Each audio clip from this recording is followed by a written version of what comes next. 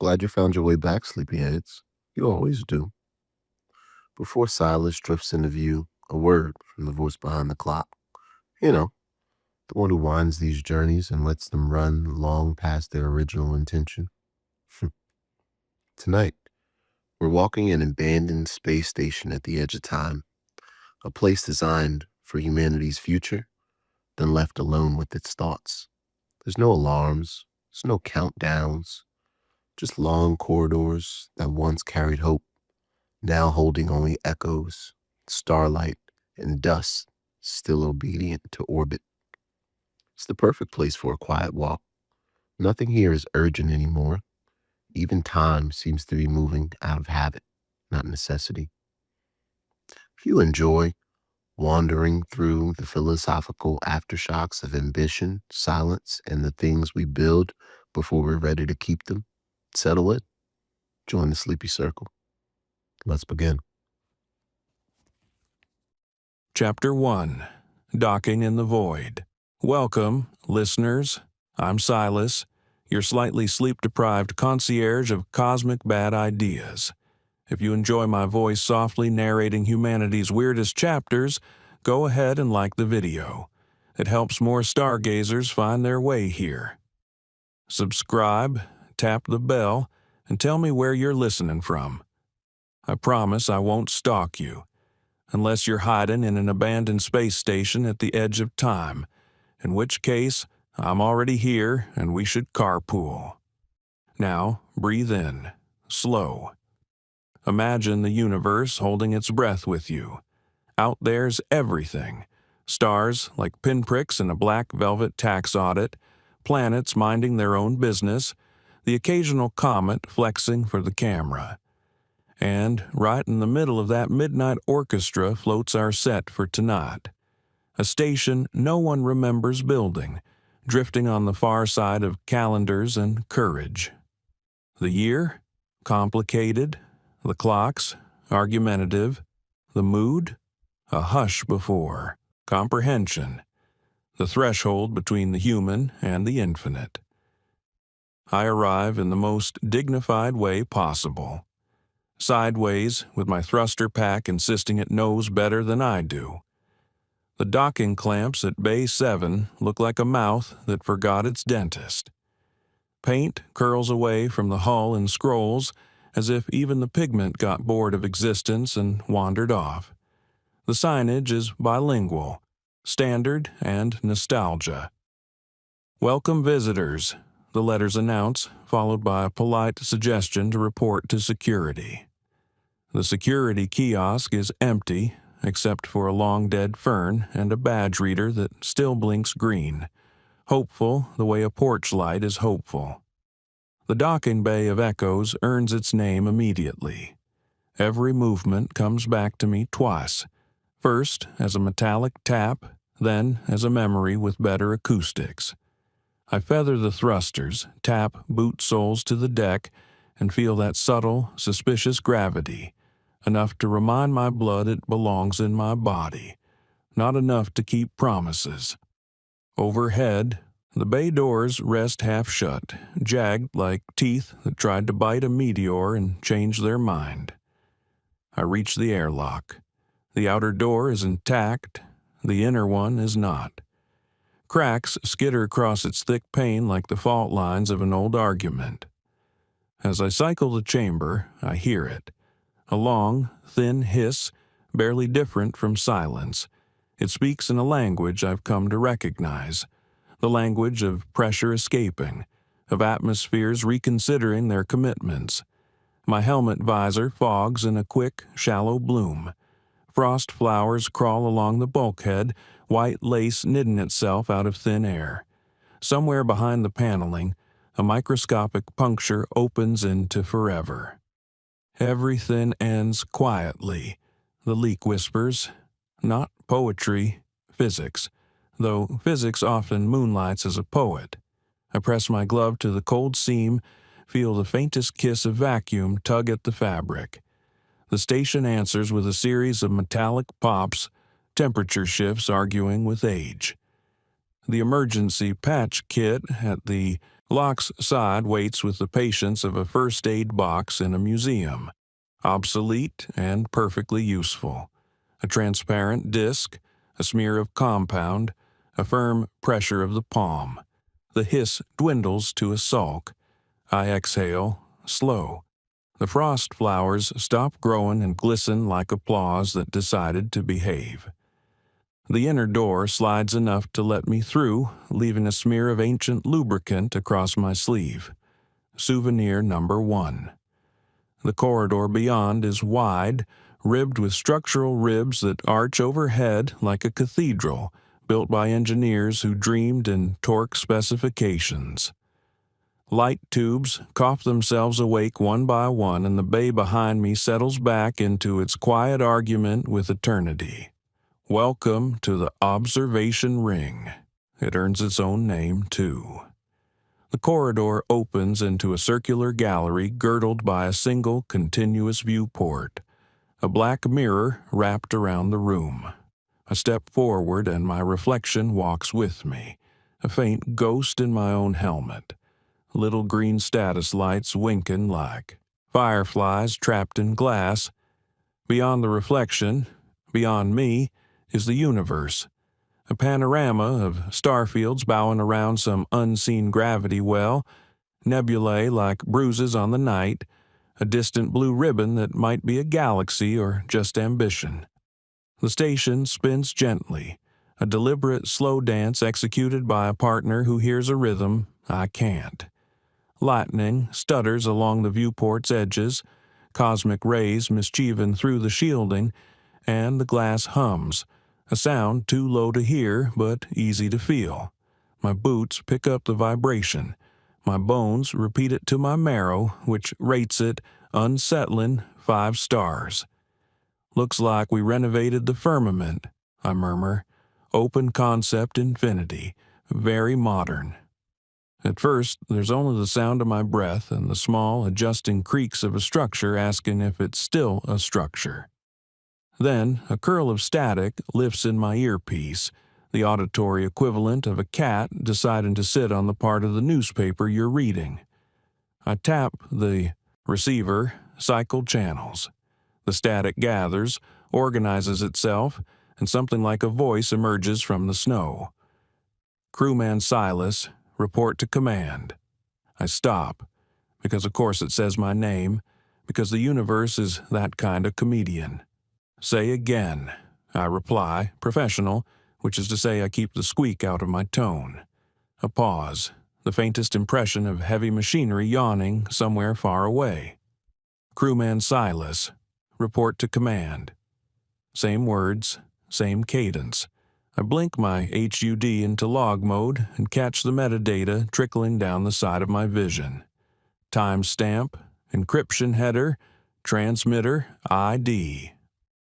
The timestamp puts the message centuries before I was born. The encryption header belongs to a protocol retired when paper maps got jealous. The transmitter ID says it's coming from inside the station, which is bad news and theater combined. A sensible person would turn around. I tighten my grip on the rail and keep walking clockwise along the ring. The floor plating has worn smooth where thousands of feet once paused to be humbled. Between plates, a hairline crack leaks a thread of atmosphere too thin to hear. The air smells faintly of old metal and powdered silence. Dust moves in the gravity like a shy weather system. On the far side of the ring, I find a bench bolted to the deck, a concession to the fact that even astronauts need somewhere to sit and pretend they're fine. The bench cushion is the kind of vinyl that anticipates bad news. I brush away a film of frost and sit. The universe keeps being large in front of me. The station keeps trying not to notice. Crewman Silas, report to command. The voice again. Not angry, not urgent, just routine, as if the station still believes in schedules, in coffee, in clipboards with squares to tick. What if I don't feel like it? I ask the empty room. What if I've got a better offer from the abyss? The abyss does not negotiate. I stand and lean in close to the viewport, my helmet nearly kissing the glass.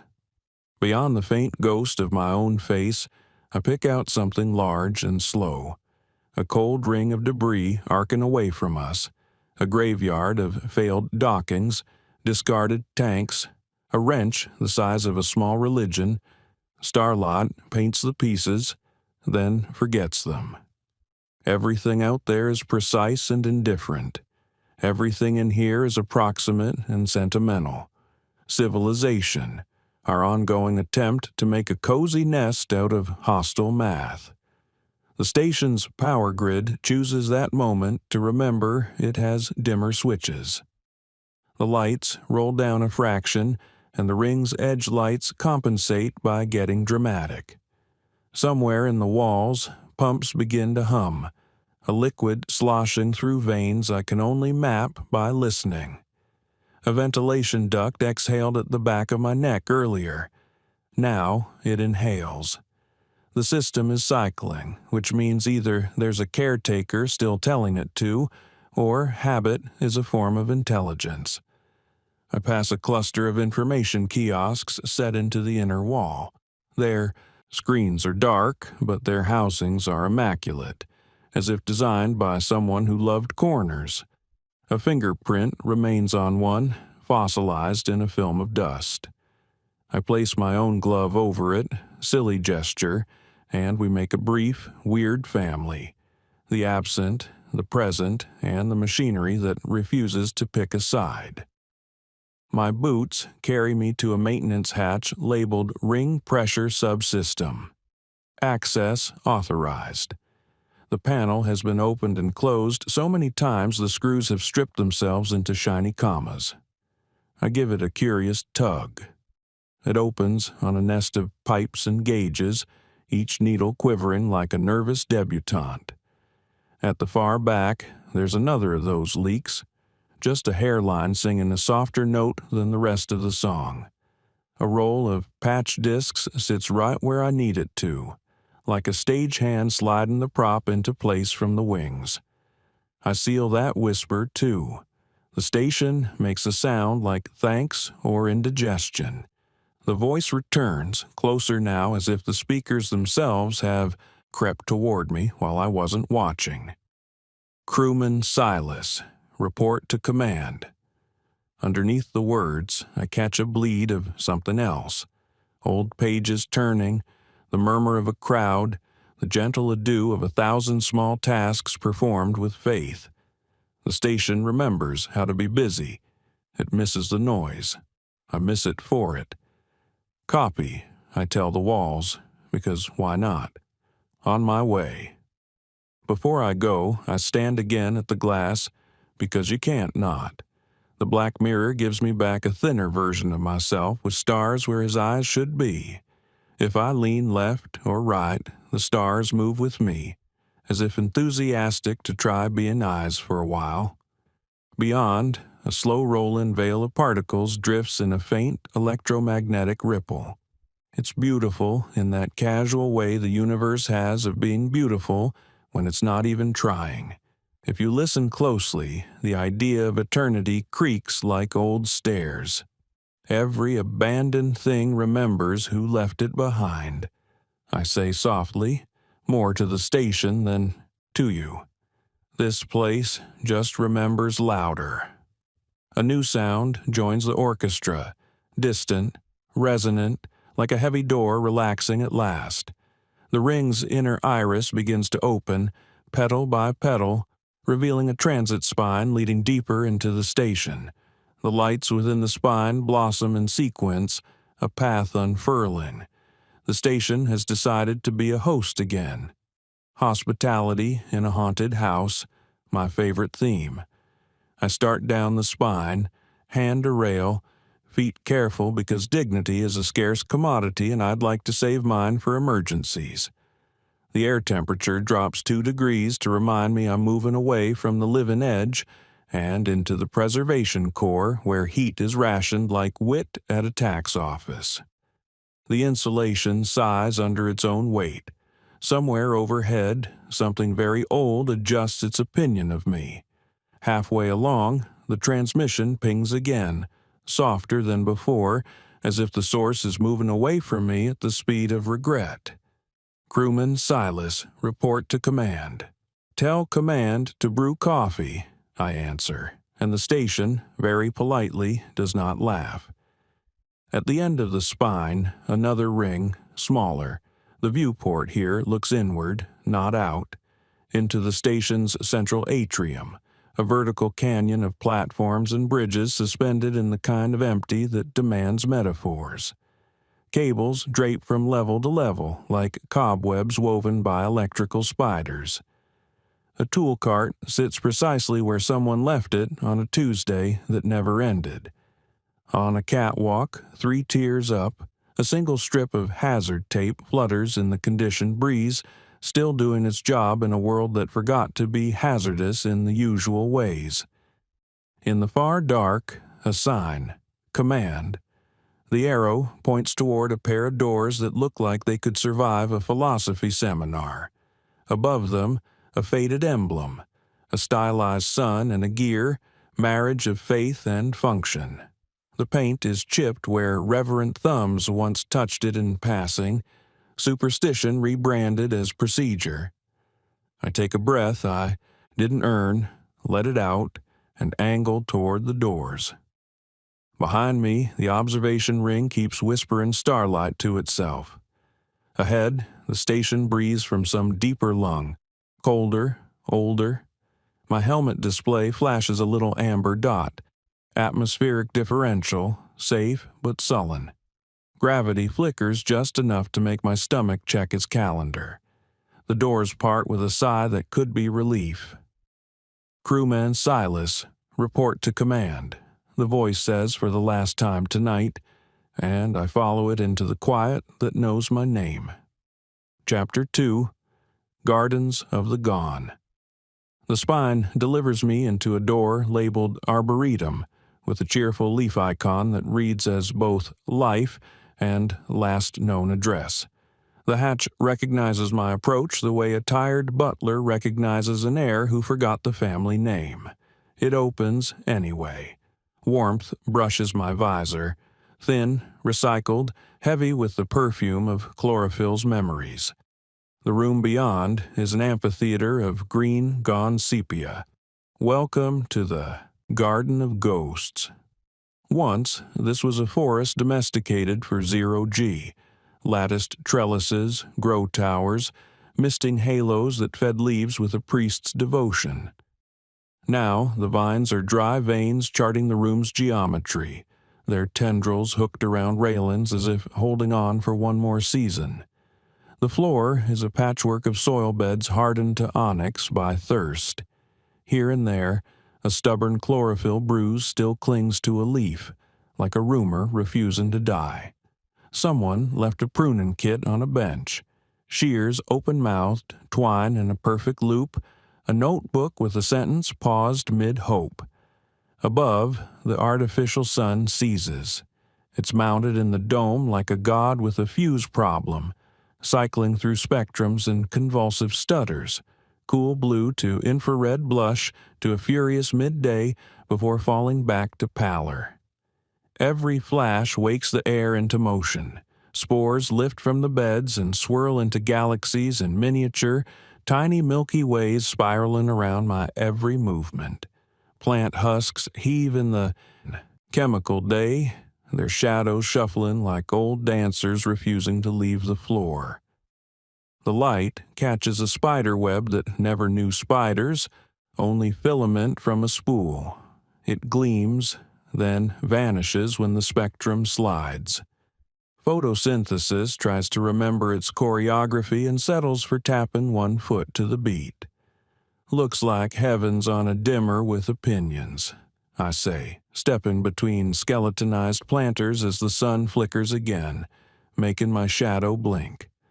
A ventilation halo coughs and spritzes air that smells faintly of lemon basil and apology. A cracked irrigation tube weeps one stubborn drop every minute onto a root ball the size of a toddler. Each drop lands with a patience you could learn a religion from. On a far wall, a growth chart still marks Batch 12, Aster Kale, with a shrug of optimism. Someone had underlined Harvest Day, with 2 lines and a smiley face, a choice I find both valiant and heartbreaking. The dome's acoustic is chapel hush, punctuated by the staccato of failing ballasts.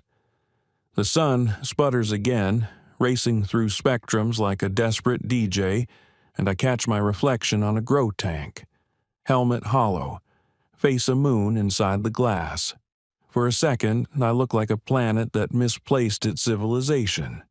Fitting. A small maintenance drone lies on its back in a planter, legs folded to its belly like a dead beetle. I nudge it with a toe. It coughs once, decides against resurrection, and resumes being a cautionary tale.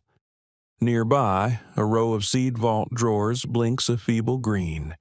Their contents are a quiet riot of potential: wheat, barley, amaranth, 1,000 futures that never sprouted. I thumb open one drawer. Inside, packets stamped with dates calculated by calendars that no longer mean anything. On the foam, someone has left a note. For solstice. I put it back. The station and I are already on the far side of holidays. Overhead, the sun convulses again, then eases into a steady hue as if embarrassed by its performance. The spores settle in slow snow. My boot prints on the hardened soil are commas, pausing a sentence no one will finish. A vine brushes my visor, static snaps, and for a heartbeat I smell crushed mint. The ache that arrives is absurdly specific. Summer windows, a kitchen sink, ice-hitting glass. Grief is just memory with its oxygen cut. Maybe immortality isn't living forever, I tell the room. Maybe it's being too stubborn to admit you stopped. The hatch on the far side whispers open into a corridor 12 degrees colder and infinitely more clinical. The transition is abrupt, as if someone cut from pastoral to hospital without a dissolve. The sign here doesn't bother with icons. Cryogenic Vault, authorized personnel only. Perfect. Finally, a place that assumes I'm a bad idea. I step inside and soft blue rises from the floor in welcome, painting the room like underwater. Rows of pods stand at attention, each the size and shape of a coffin that hired a futurist. Frost. Flowers star their observation panes, heartbeat lines nap in pale green across embedded displays. The silence here is not empty, it is curated. Even my breath edits itself. Names run along the pods like poetry. Meredy, Ansel, Pervine, H, Ito, each followed by a code cluster and a timestamp that ended on a Tuesday. Someone taped a photo to one. 2 children at a station window, their noses matched, their hands shared. Someone else has left a plastic flower tucked under a latch. Even rituals adapt. I walk the aisle, reading the quiet. Condensation clings to the underside of conduits in perfectly spaced beads, an orderly galaxy obeying gravity's faint suggestion. At the far wall, a console murmurs to itself in the oblivion of standby. Green, green, green, then yellow. One pod hums louder. It isn't dramatic. The sound rises like a kettle beginning to entertain ideas. A thread of light thickens along the pod's seam. The frost on its window contracts in a heartbeat and then blooms. Back, breath on a mirror. The vitals trace a timid hill. One blip, then a second, hesitant. I step closer without meaning to. Inside, beyond the white veil, a face emerges, a face the color of rain clouds, hair shaved for sensors long since peeled. The eyelid twitches. A wheeze of steam coils through the vent like a ghost forgetting to be subtle. A hand flutters, or maybe the frost wants me to think so because it knows what I want. "Hey," I whisper, and my voice fogs my visor, the universe's rudest joke. The pod's software detects my unauthorized affection and decides to perform, which is to say it begins shutting down. The hum retreats, the light dims, the frost returns with the eagerness of a loyal dog. On the display, numbers drop into a tidy line, then into a single syllable of silence. The heart trace flattens with a soft electronic sigh, the sort you'd miss in a busier room. The eyelid smooths back into the long nap of cryonics. The pod's little status light chooses a dignified blue. I stand there with my hand on cold glass as if that ever convinced a machine to pick hope over procedure. Somewhere behind me, a compressor cycles, bored with my drama. I am aware of my own pulse in my ears, a reminder that all my heroics amount to staying warm while other people try to be forever. Okay, I say, soft. Okay. The vault has its own weather. The temperature difference from the Arboretum has made fog gather at ankle height, so each step trails a small cloud like I'm auditioning for sainthood in slow motion. I pass a pod with a crack spidering across one corner of its pane. Impact from something small, traveling very fast, long ago. The crack has been sealed with resin. Careful, competent, loved. These people had colleagues who refused to surrender to the universe's bad habits. I like those colleagues. I hope they got at least one dawn they didn't expect. Midway down the row, a pod bears no name, just a number and a sticker. Do not open. Calibration. The petty part of me wants to knock. The rest of me keeps walking because curiosity is how you end up a footnote in the other people's cautionary tales. At the central console, I pull up the log. The timestamp on the fluttering pod is a century older than the voice in the ring. The note appended to its latest cycle reads, Routine integrity check, minor warming anomaly, no threat. The author signed their name with a flourish and a smiley face again. The same hand as the seed vault. Of course it is. There's always one on a crew who refuses to let procedures be joyless. Station morale isn't measured in lumens, it's measured in doodles. I breathe out and watch it fog the console until the heat from my glove clears a small window. Through it, the last line remains. Awaiting next scheduled check. The schedule is a suggestion sent into a vacuum where time is a rumor. The vault doesn't care. It holds. That's the job. When I turn to leave, the blue floor light ripples under my steps like phosphorescence, and my reflection walks with me in the glass of 1,000 sleeping faces. I want to apologize to each one. I want to promise them something I can't. Instead, I make a vow to the room itself, which is safer and equally binding. I will remember. Memory is what we do instead of miracles. Back in the Arboretum, the artificial sun stutters once, twice, then lands on a soft, persistent dawn, as if the dome finally chose one mood and decided to rehearse it. Spores hang in gold and take their time to fall. A single green spear pushes through the crust of a planter where my boot print pressed the surface. It will almost certainly die. It sprouted anyway. Maybe immortality isn't living forever, I say to the leaf and to the frost and to the station that keeps addressing ghosts. Maybe it's being too stubborn to admit you stopped. Chapter 3. Machinery that Dreams. A maintenance spine is long, narrow, and badly in need of therapy. It runs the station's length like an exposed nerve, metal ribs curving overhead, cables looping through brackets in what might have once been tidy precision. Now they hang like veins after a bender. My boots make soft, hollow thunks that echo forward before they come back, ghosting around corners I haven't reached yet. Every sound feels uncomfortably alive. Welcome to the corridor of whispers. I mutter, and the corridor answers with a faint ping, like it's agreeing out of politeness. The light strips are uneven, pale gold, then dead, then harsh white, like the inside of a hospital dream. Panels hum with the electricity of memory. The air smells faintly of ozone and dust, the perfume of machines that still want to be useful.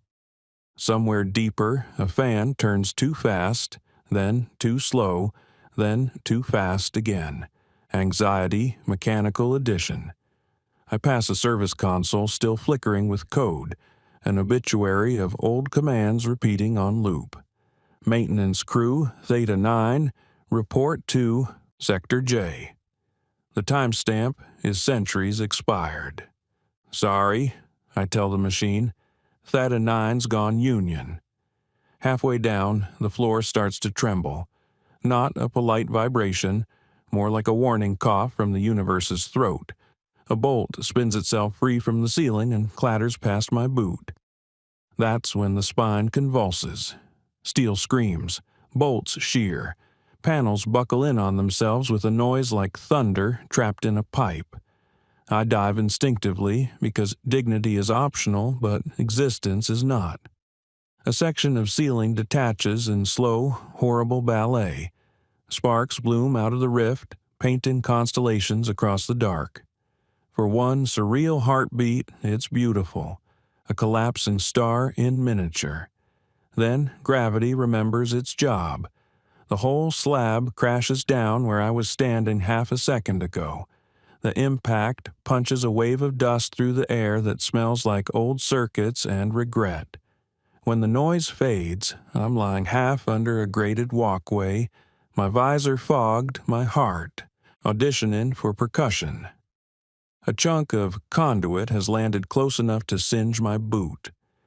You know, I wheeze, this is why I didn't go into construction.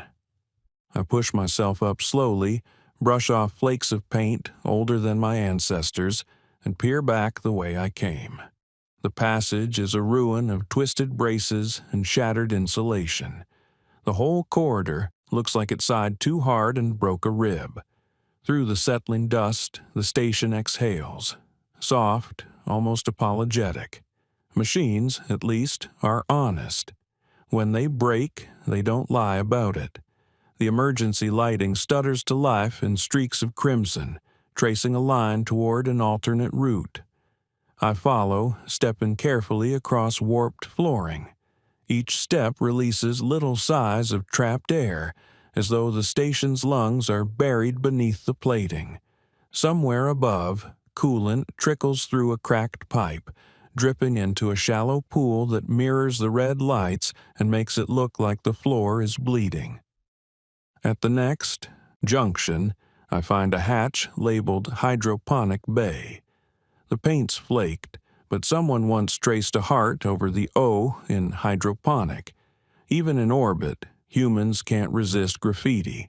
The hatch protests before opening, dragging metal against metal in a sound that would make dentists faint. A puff of damp, green-smelling air hits me square in the face. After the metallic dryness of the spine, it's like stepping into a swamp with ambition. The bay stretches wide, domed and dim, its atmosphere thick enough to taste. The walls are lined with vertical tanks filled with pale, glowing liquid, an emerald light that wavers and pulses as pumps circulate through algae farms gone feral. The whole chamber glows faintly underwater green, and the air hums like a choir that forgot the words. Pipes arch overhead, dripping condensation in slow, steady rhythms. I walk down the central catwalk, boots clanging softly, my reflection rippling across the glass of the tanks. Each one holds colonies of bioluminescent algae, some still alive, others fossilized mid-bloom. Their light paints the space in the layers of jade and shadow, as if I've wandered into the belly of an emerald. The hum changes pitch. I glance up just in time to see a maintenance drone drift across the far end of the bay, its thrusters sputtering weakly. It bumps into a railing, apologizes in binary, and dies again. Poor thing probably didn't get the memo that lunch shifts were canceled forever. That's when I feel it, the faintest tug upward. My stomach tilts. A wrench floats past my visor, turning lazily in the air like it's finally found peace. Oh, perfect, I mutter. 0G yoga hour. The emergency dampers have failed. The station's artificial gravity has taken a coffee break. My next step doesn't land. It drifts. The floor slides away from my boots like a lover with better options. For a long second I hang there, arms flailing uselessly, surrounded by floating wrenches, bolts, and dust, motes that glow green in the algae light. The silence deepens. Without gravity, sound feels thinner, as if it's searching for footing. I drift through the bay, slow and dreamlike, bumping into a tank that answers with a low, aquatic thrum. The vibration ripples through the fluid, stirring the algae into spirals of light. The effect is absurdly beautiful. Galaxies inside glass, orbiting nothing.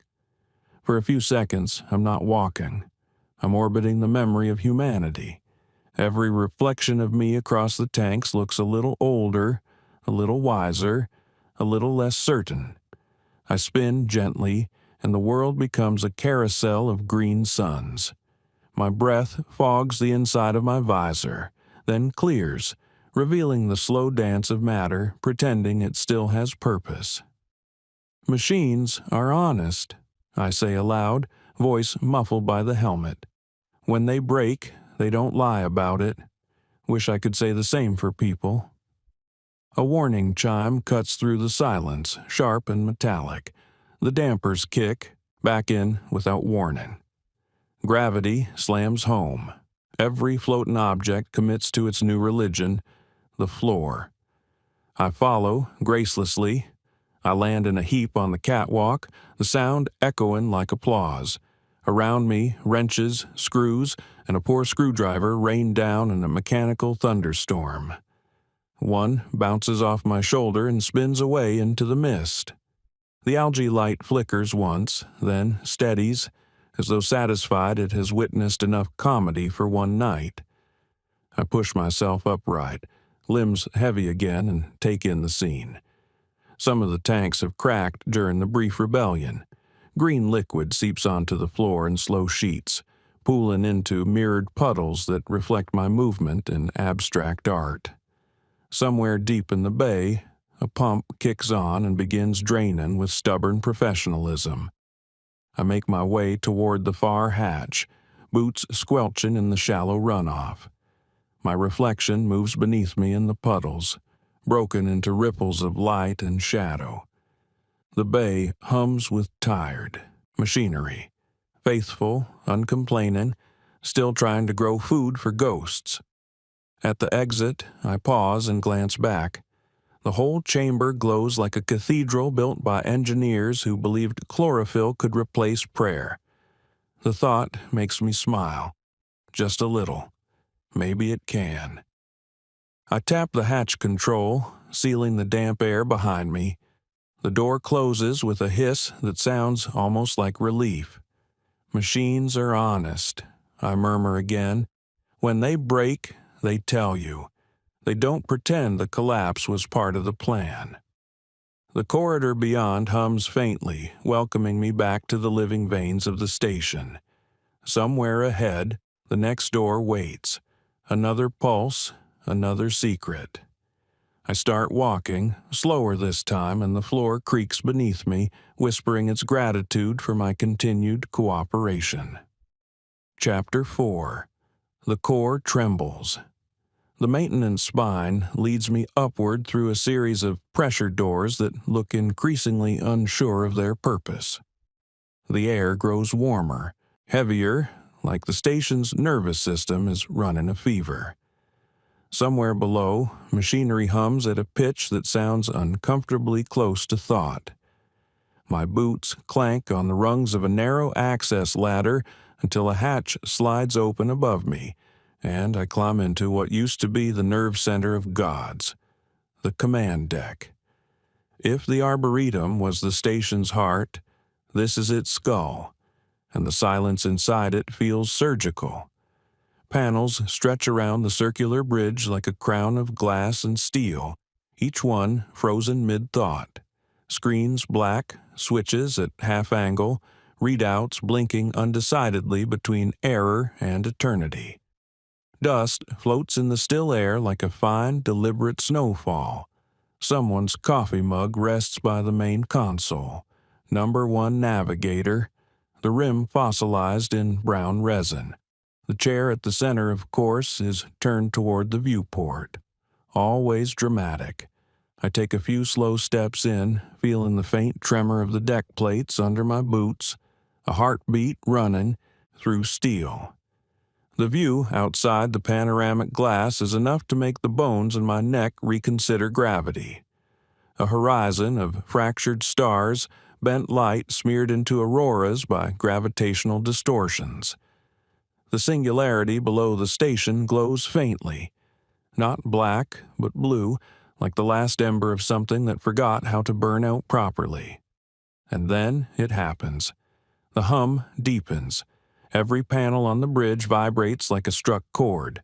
My visor HUD flickers, numbers freezing, then skipping, then giving up. A vibration runs through the deck, low and omnipotent, as if the station just remembered it has a soul and isn't entirely pleased about it. My wristwatch stops, its second hand hanging in mid-step. Then the world follows. The light outside condenses into a single, blinding pulse, a wave that doesn't move so much as it simply is. For 2 long, unbearable seconds, everything, air, dust, thought, holds its breath.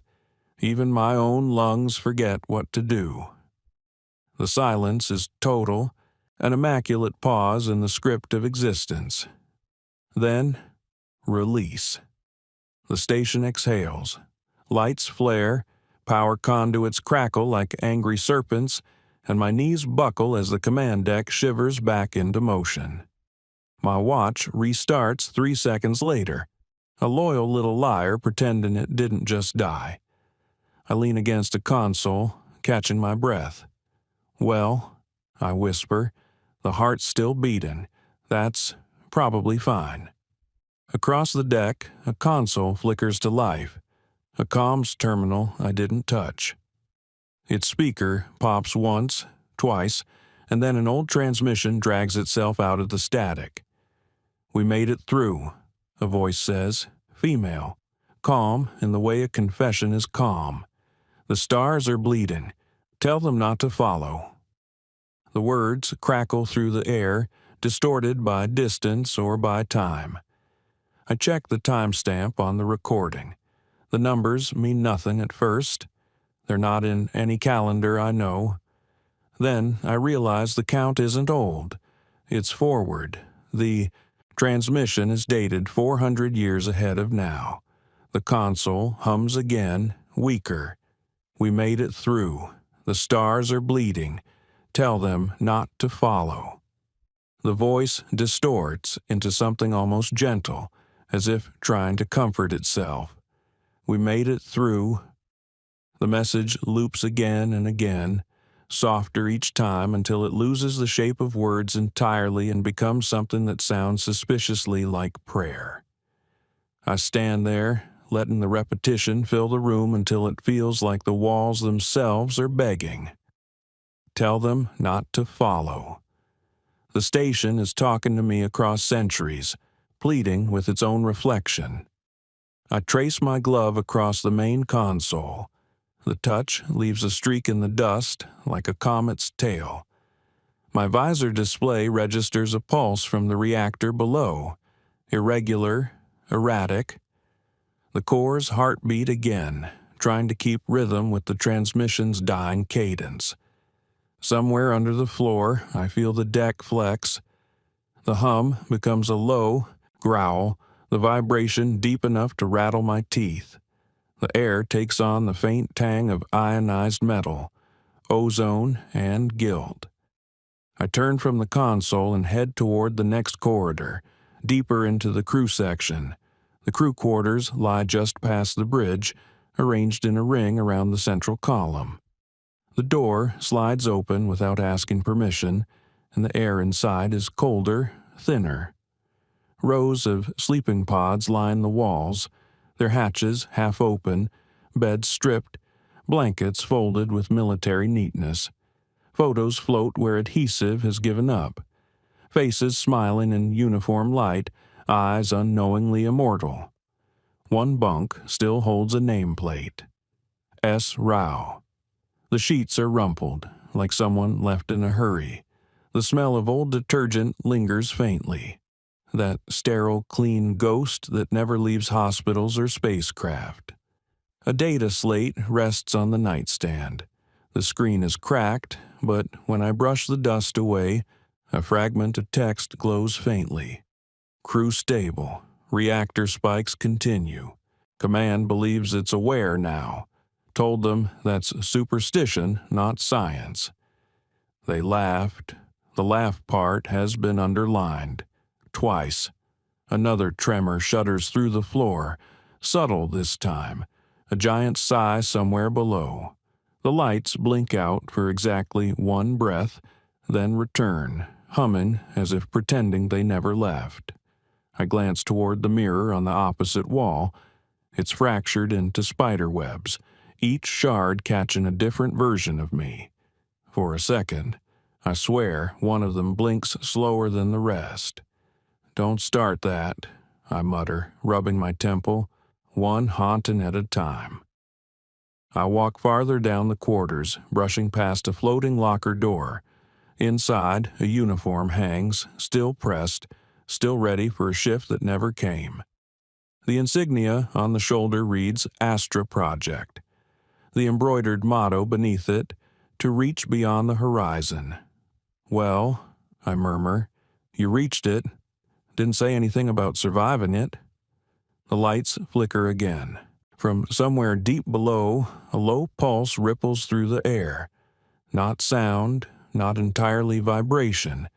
It moves through my chest like a second heartbeat, trying to sync with mine.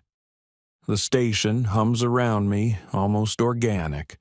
A power plant pretending to pray. For a brief, unprovoked moment, I think I hear voices. Not the recorded kind, but fresh ones. Laughter, soft and tired, a conversation paused mid-meal. It lingers in the walls, a memory that doesn't know it's one. Then the hum swallows it whole.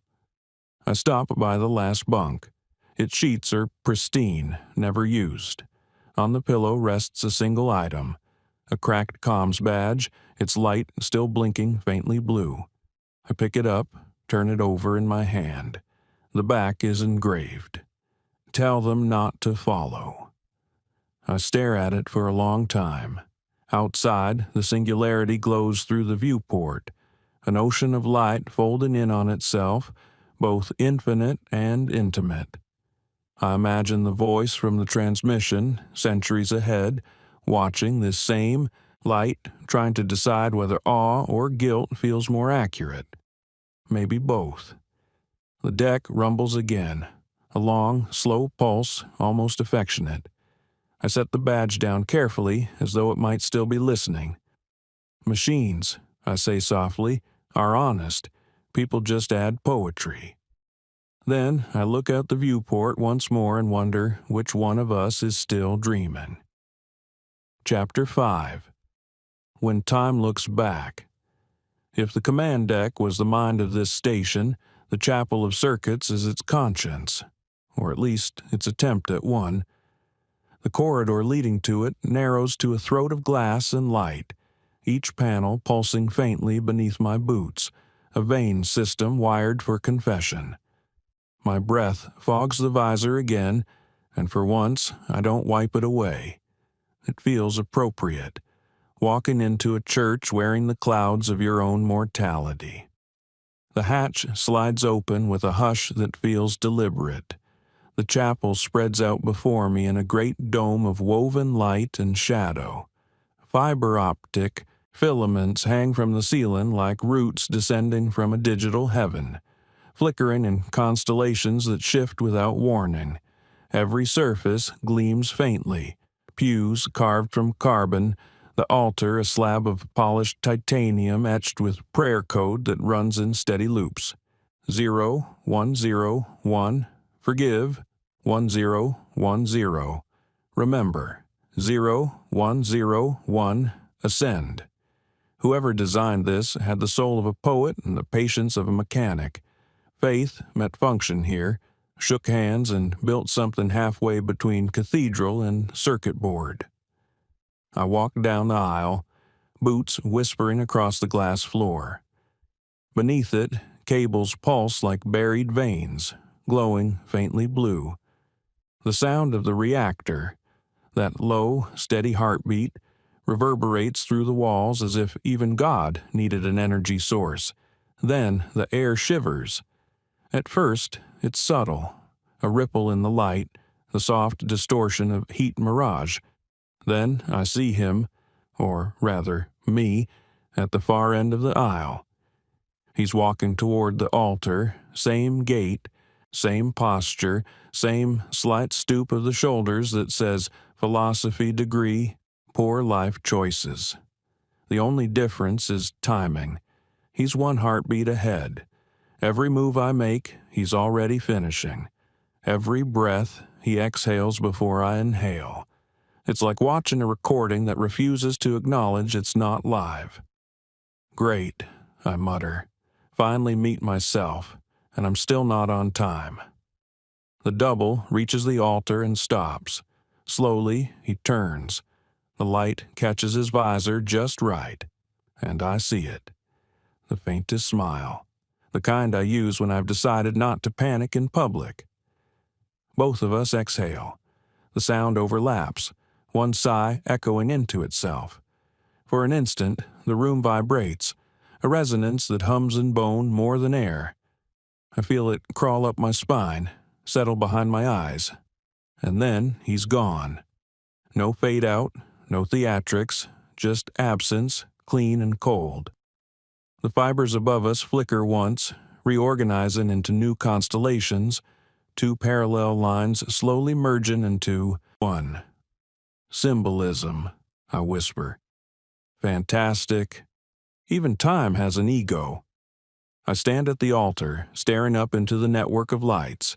Each one winks in irregular rhythm like a machine trying to mimic stars from memory. A few filaments hang low enough to touch. I brush one with my glove. It warms instantly, humming faintly, pulsing in sync with my pulse. Or maybe it's the other way around. For a moment I imagine the builders here, kneeling under synthetic constellations, reciting algorithms as prayers. Humans can worship anything, given enough loneliness and electricity. The floor hums beneath me. The reactor's rhythm is growing slower, heavier, as though the station itself is breathing through a collapsing lung. I leave the chapel and follow the pulsing corridor downward, toward the sound of the universe thinking about stopping. The reactor core. The hatch here is massive, circular, ribbed, and reluctant. It opens with a deep metallic groan that vibrates through my chest cavity. Beyond it, the chamber is vast and dark, illuminated only by a pulse of white light every few seconds. At its center, suspended by arcs of magnetic lattice, floats the black sphere. It's larger than I imagined. A smooth, perfect void about the size of a shuttlecraft, pulsing once every few seconds. Each pulse isn't light exactly. It's more like the memory of light, a faint ghost that ripples across its surface and then folds back inward. Around it, the air warps. Gravity here is less a law and more a suggestion. I step forward, and my boots leave the floor for half a second before finding it again. Dust rises in slow motion. My body feels both lighter and heavier, like I'm walking through the edge of a dream. The closer I get, the more the world bends. My reflection appears on the sphere, but not as one. Dozens of me ripple across its surface, each slightly different. One older, eyes weary, one younger, still arrogant enough to think time's a straight line. One, with no visor, face bare, eyes burning with something halfway between wonder and fear. They move a fraction behind me or ahead. It's hard to tell. Every version of me stares back, waiting to see which one I'll become. The pulse deepens. My chest tightens as the sphere contracts inward, pulling the very air with it. The light bends around it, distorting space like a lens on the edge of breaking. I reach out, purely on instinct, because that's what humans do when they don't understand something. They try to touch it. My gloved fingertips meet the invisible field surrounding it. The touch is electric, magnetic, holy. For a split second, the reactor hum syncs with my heartbeat. A terrible, exhilarating symmetry. I see flashes, not visions exactly, but memories refracted through possibilities. The Arboretum blooming green again, the bridge alive with voices, the chapel lights forming constellations that spell my name backward. And beneath it all, a whisper not made of sound but gravity itself. Do you see now? The pulse collapses, the light dies. I stumble backward as the sphere resumes its slow, steady rhythm. When my vision clears, I'm standing farther back than I remember, hand trembling. My reflection has returned to one. I feel both infinite and absurdly small, like a god's typo. The core hums softly, patient, waiting for the next pulse. Maybe it's dying. Maybe it's just resting between eternities. I exhale, fog curling in the low light. If time folds, I murmur, maybe regret is just a wrinkle you can smooth with enough wonder. The hum deepens again, not an answer, but an acknowledgement. I smile, despite myself. Yeah, I whisper to the machine, to the ghosts, to every version of me still figuring it out. Me too. And, as I turn to leave, the sphere pulses once more, brighter than before. Like a final heartbeat deciding it's not quite done, pretending to be alive. Chapter 6. The Singularity and the Self. There's something funny about standing at the edge of time. Not ha-ha funny, more like existentially ironic. You spend your life rushing to be early for meetings, then one day you find yourself literally beyond the clock, and time itself refuses to show up. Typical. The temporal observatory was supposed to be the station's calmest room, the thinking space, the sanctuary. Instead, it's a nervous breakdown with good lighting. Earth flickers across the panoramic glass in every version of itself. Green, gray, blue again, millennia passing like heartbeats. Forests bloom, cities rise, oceans inhale and exhale. Then the image glitches. Static devours continents. A pen floats from the console. Then a mug. Then the pen lid, because of course gravity goes in stages. My boots lift from the floor, and the clock on the wall begins to spin backward, whispering with each tick, "Return." "Yeah," I mutter. "I've been trying to return calls for years. Still waiting." Dust drifts upward in soft spirals. My breath hangs like prayer smoke. Time itself seems to be loosening its belt. The whole room exhales, then holds it, waiting. And through the static, a door glows faintly gold. The final door. I push off gently, drifting toward it through the haze. Somewhere behind me, the observatory sighs as though relieved to see me go. The singularity chamber. The edge of forever.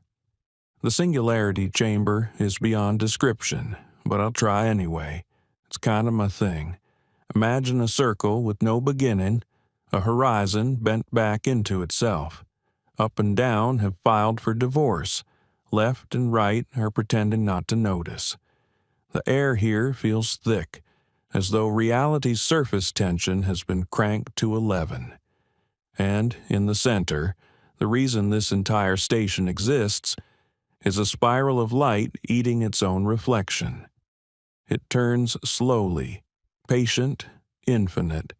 Every rotation folds into the next until motion itself becomes an illusion. The spiral devours itself like the universe tidying up after the party. I take a step forward, and the floor decides it has options. It tilts toward the spiral, gravity reasserting itself only where it's least helpful. My visor flickers. The sensors give up trying to define orientation. Honestly, I sympathize. The hum deepens, a low vibration that moves through bone and memory. Then, out of the corner of my eye, I see movement. Me. 3 versions of me stand between the spiral and the dark. The first, young, sharp, still convinced the universe is a puzzle that can be solved if you just hold your breath long enough. His suit gleams, his optimism is blinding. The second, older, worn, the edges rounded down by decades of wonder and mild disappointment. He looks like someone who's seen the credits roll and stuck around to sweep the popcorn. And then there's me, the one narrating this nonsense, caught right in the middle, still walking the line between disbelief and devotion. We regard each other in silence, like mirrors trying to remember who's real. Young me smirks first. "You thought you'd find answers here, didn't you?" he says. "But the universe doesn't answer. It echoes. That's why you keep talking." Older me chuckles, low and warm. "He's not wrong, kid, but don't be too hard on him, or yourself. Every version of us thought he was the last." I blink, torn between awe and irritation. So, is this therapy, or am I just arguing with my own continuity? They grin.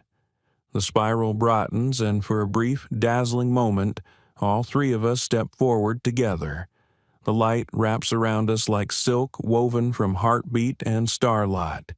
And then, the floodgates open. I see it all. The heron from Rocket Dawn, wings slicing through morning fire. The child from Berlin, chasing bubbles between walls collapsing into freedom. The scholar from Alexandria, ink-stained fingers clutching the last book of a burning age. The soldier who saluted Apollo's ascent. Tears cutting clean lines through soot and sunlight. All of them alive again, just for this instant. Moments I've walked through, people I've met, worlds I've borrowed. They swirl around me like constellations unspooling, not ghosts, but connections, threads in a vast breathing web. And then I understand. None of it was random. Every step, every story, every silence, they're all the same melody, just played in different keys. The younger me drifts closer, eyes fierce. "You thought you were alone," he says. "You never were." The older me adds softly, "Even the dark between stars is full of echoes. That's what light is, memory refusing to forget." The spiral pulses again. Time begins to slip its leash. The walls bend inward, the floor sighs, and debris rises like confetti in slow motion. A screwdriver, a glove, a photograph of faces I never knew but somehow miss. And then, for just an instant, I see every heartbeat I've ever had. All of them at once, vibrating through my chest like the chords of a single, unfinished song. The universe tilts. I stagger. My visor fogs with breath and emotion I don't have words for, and through the growing roar, through light turning into meaning, I hear that old voice again, carried across time like a paper airplane through eternity. One small step. My throat tightens. The echo trembles through every version of me. through every moment I've ever walked. The younger me grins. You hear that? That's us. That's everyone. The older me nods, and it never stops. The spiral unfolds, stretching into infinity, not collapsing, remembering. The cosmos isn't dying, it's replaying itself. Every ending is just the universe double-checking it did the math right. I whisper, though the sound feels unnecessary in this kind of light. Maybe the end of time isn't destruction. Maybe it's forgiveness. The chamber brightens. The spiral slows, then blossoms. Vast, delicate, serene. My other selves dissolve back into me, their smiles lingering like fingerprints on glass. In the distance, the earth returns, not as it was, but as it's remembered. Blue and green and gold, a fragile miracle that keeps forgiving us for existing. And I realize we're all walking each other home, one quiet step at a time. The hum softens to silence. The glow fades to silver. I'm alone again, but not lonely, just infinite. The sun doesn't rise here, I murmur. It remembers that it once did, and that's enough. I look back one last time at the spiral, no longer consuming itself, just breathing, and smile. The chamber folds into itself, and the world exhales. Light doesn't vanish, it lingers, waiting for the next dreamer to find their way back. Rest easy tonight, sleepyheads. Wherever you are, you're always welcome back in the sleepy circle.